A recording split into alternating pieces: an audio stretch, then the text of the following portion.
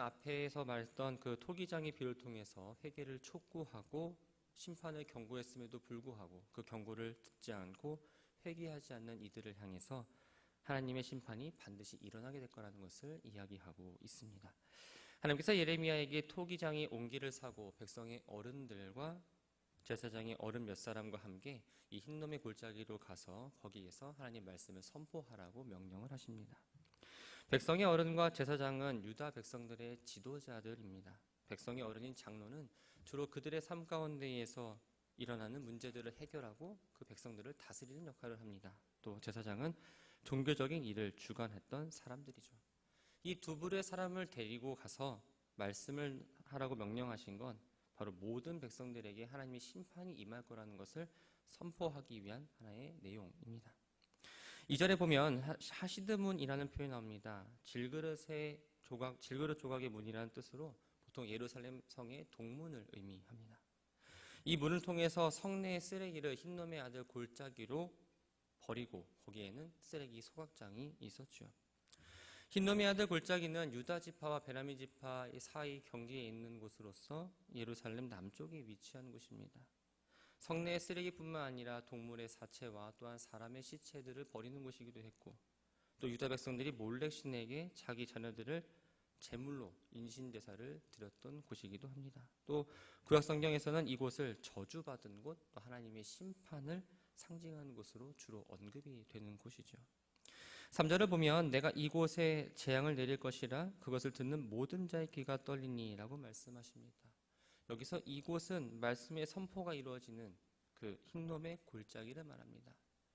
이곳에서 만약 선포를 한다는 이유는 바로 우상숭배 현장에서 직접 선포하는 것을 통해서 유다 백성들의 근본적인 죄가 바로 우상숭배라는 것을 이야기합니다. 뿐만 아니라 이 흰놈의 아들 골짜기에만 재앙이 내린다는 의미보다는 흰놈의 아들의 골짜기뿐만 아니라 예루살렘과 유다 전역에 바로 하나님의 심판이 임하게 된다는 것을 의미하죠.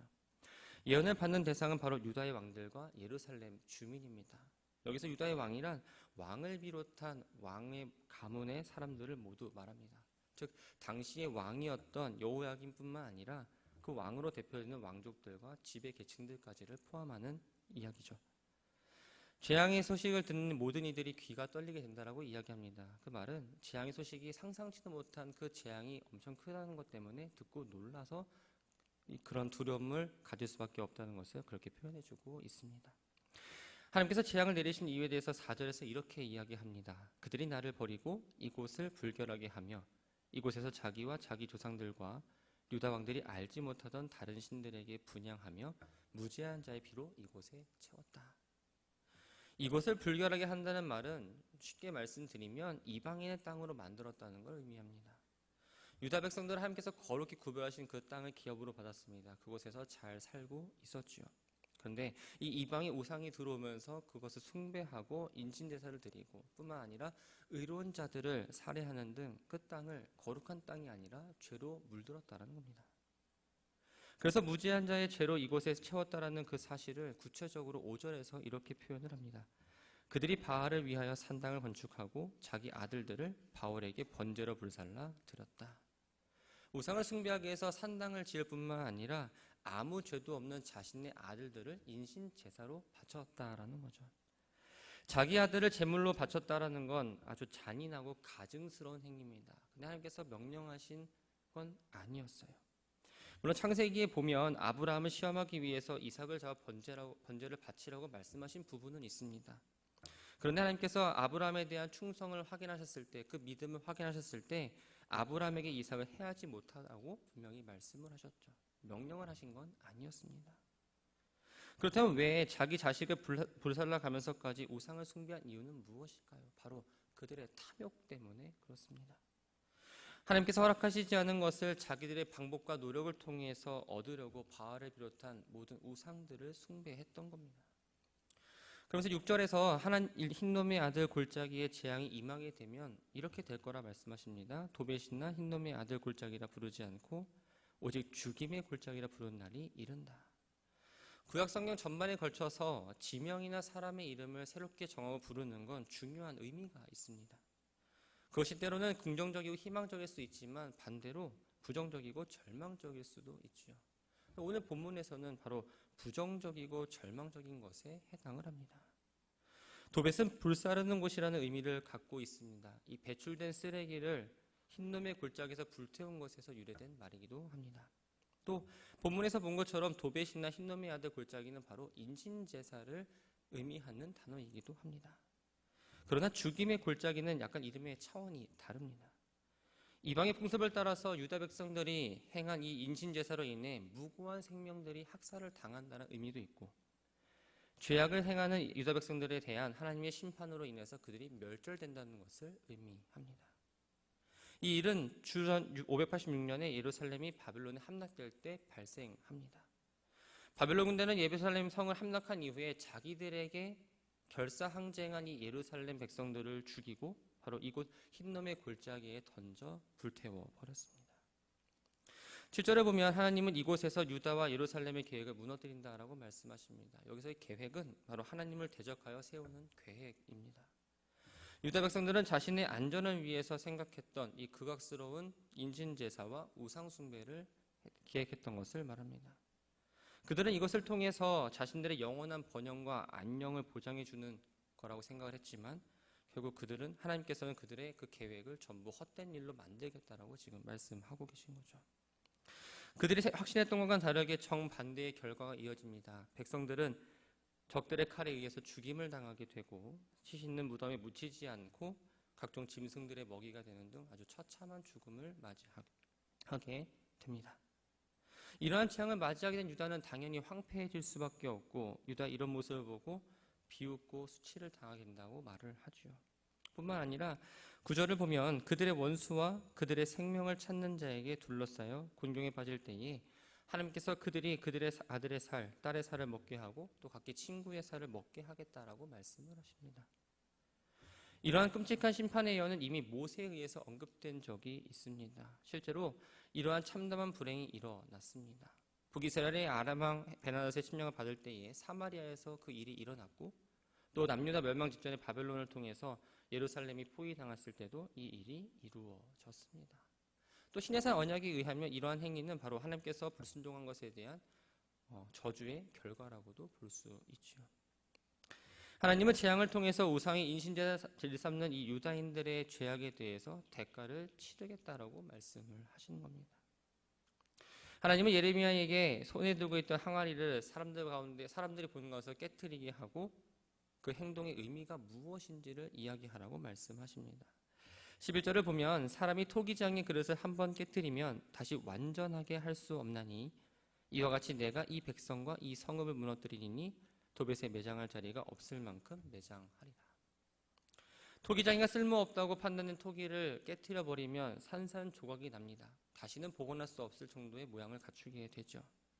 그런 것처럼 죄와 허물로 오염된 이 유다 역시 다시 회복될 수 없을 만큼 파괴를 하신다라는 것을 의미합니다. 실제로 유다는 바벨론 포로 이후에 민족으로서는 회복이 되었습니다. 그러나 왕국으로서의 모습은 회복되지 못합니다. 하나님께서는 온기를 깨트리듯이 유다 백성과 성읍을 깨트리실 뿐만 아니라 성읍을 도벳처럼 만들 거라고 말씀을 하십니다. 그래서 12절 말씀을 보면 도벳 땅처럼 되리라라는 표현이 나옵니다. 도벳을 죽임의 골짜기로 만든 것처럼 이 성을 거대한 시체 더미로 만들겠다는 것을 말하고 있죠. 그 이유가 무엇일까요? 바로 예루살렘 집들과 유다의 왕들의 집이 그 집 위에서 하늘의 만상이 분향하고 다른 신들에게 전제를 부음으로써 더러워졌기 때문입니다. 그 집 위에서라는 말은 다시 설명을 하면 바로 다 그들의 지붕 위에서라는 의미입니다. 이스라엘 집은 구조상 그 지붕이 평평한 구조로 되어 있었습니다. 구약성경 곳곳의 기록을 보면 먼저 여호수아 2장에서 가나안 원주민이었던 이 라합이 지붕 위에 있는 3대 사이에 정탐꾼들을 숨겼습니다. 또 느헤미야 8장을 보면 바벨론 포로에서 귀환한 이들이 그 지붕 위에 초막을 짓고 초막절을 지켰다라는 것을 기록하고 있죠. 이것을 통해서 이 지붕의 모양 자체가 평평하고 거기서 일들이 이루어졌다는 것을 알 수 있습니다.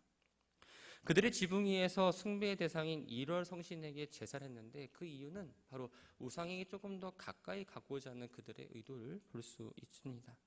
그래서 하나님은 하나도 예외 없이 모든 집들이 우상을 숭배하고 다른 신들에게 제사를 했기 때문에, 즉 우상을 숭배했기 때문에 그 집이 지금 더러워졌다라고 말씀을 하십니다. 14절과 15절을 보면 예레미야가 자신에게 주신 하나님의 명령을 다 수행하고 나서 다시 성전의 뜰로 돌아와 백성들에게 하나님의 심판을 선언하는 내용입니다. 예레미야는 예루살렘에 돌아와서 말씀을 선포했는데 15절을 보면 재앙이 유다 백성 전체에 내릴 수밖에 없느를 이렇게 이야기하고 있습니다. 이는 그들의 목을 굳게 하여 내 말을 듣지 아니함이라 하시니라. 굳게 하다라는 말은 바로 엄격하다 혹은 가혹하다라는 의미를 갖고 있습니다. 농부의 지시에 의해서 무거운 멍에를 메고 참기 힘든 어려움을 겪고 있는 이 소가 저항을 하는 것처럼 이스라엘 백성들이 하나님의 뜻을 저버리고 일탈하고 하나님의 말씀을 듣지 않고 불순종했다라는 것을 의미합니다. 과거의 우상 숭배에 깊이 빠졌다 할지라도 선지자들의 음성을 통해서 듣고 그게 하나님의 말씀임을 기억하며 회개했다면 그들은 극단적인 심판을 면할 수가 있었습니다. 그러나 그들은 하나님의 자비가 없이도 살아갈 수 있는 것처럼 행동했고 교만했고 회개하지 않았습니다. 결국 그들은 하나님의 예언대로 심판을 받을 수밖에 없는 상황에 이르게 된 것이죠. 오늘 주신 말씀을 정리합니다.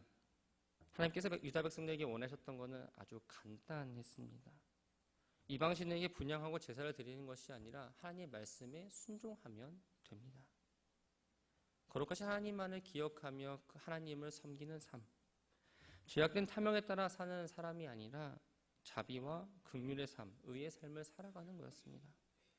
이방의 풍습을 따라가는 것이 아니라 하나님의 말씀을 믿으며 따라가는 삶을 하나님께서 원하셨습니다. 그런데 유다 백성들의 삶의 터전은 그리 깨끗하지 않았습니다.